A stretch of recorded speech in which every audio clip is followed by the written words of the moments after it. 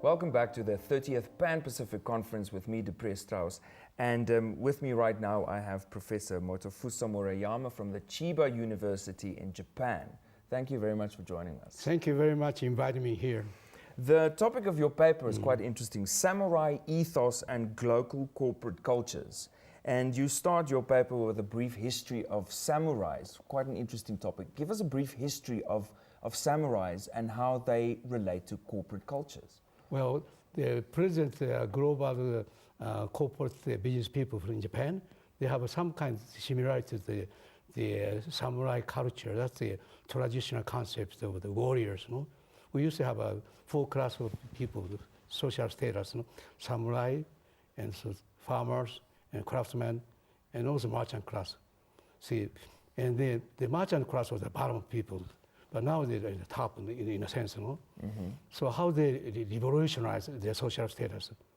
So I was wondering, maybe in the federal age, they have kind of the management spirit or organizational mind, no?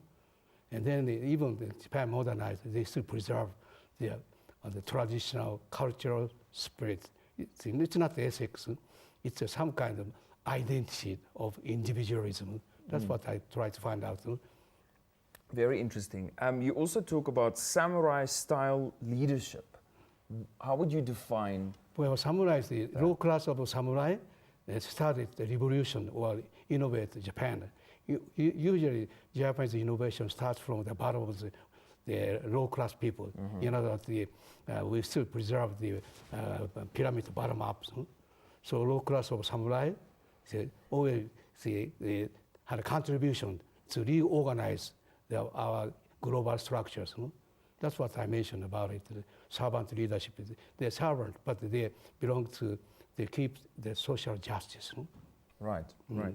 And your paper also deals with global corporate culture, so obviously not just corporate culture in Japan. How do you think corporate cultures in other countries can learn from the samurai ethos? Well, samurai culture, it seems to me, it's local and global is identical.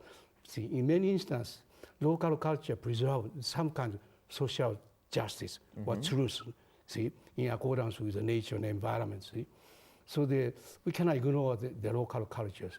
And also the global culture, how to observe the essence of local culture, to innovate the global cultures, or to make the global cultures. That's why global and local has to merge together. But the problem is the convergence between global culture and local culture. So to localize and to globalize, they both have some truth. So we have to think about the middle value between localism and localism. Right, very interesting. Yeah.